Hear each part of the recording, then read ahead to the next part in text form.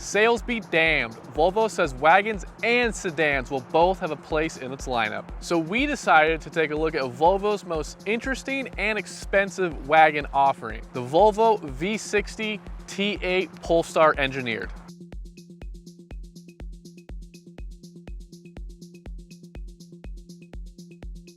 Volvo's always been great at simple yet stylish, and there's a couple really good elements thrown in there as well.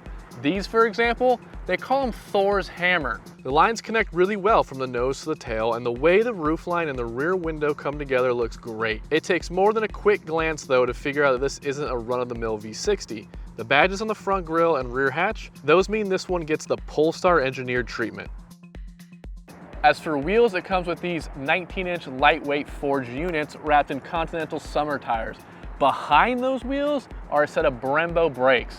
So that means this wagon has better brakes than a lot of so-called sporty vehicles out there today. Moving in the cabin and the simple yet stylish trend continues. Everything feels really nice to the touch, and both the 12.3-inch digital gauge cluster and the 9-inch infotainment screen are really nice to look at, and they're fairly responsive.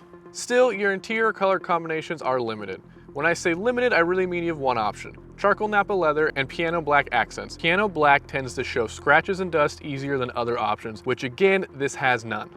The seats front and back are quite nice, and I really enjoy these lower leg extensions. However, these uppers, they're just a little bit too wide for me. I have no complaints about the infotainment system. I actually really like how it integrates CarPlay, but keeps Volvo specific features available. Let's talk power though, because that is the most interesting part of this wagon. We have two numbers here, 415 and 495. That's horsepower and pound-feet of torque. Now, how this car makes that power, that's the best part.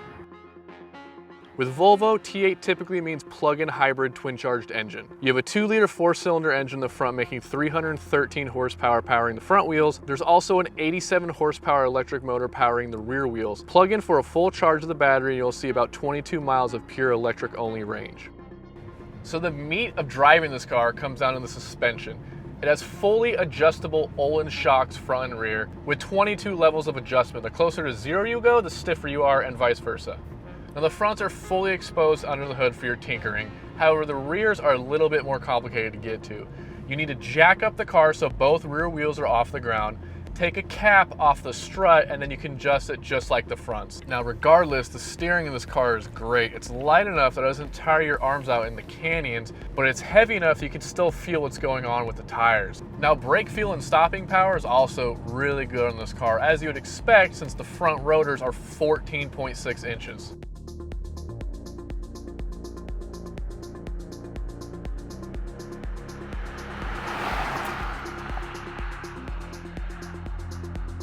With 4 drive modes, you have options on how you want to drive.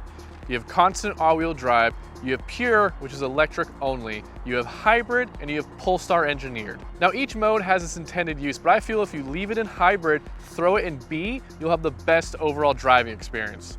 Now I know what you're saying. What is B? Did he mean to say D? No.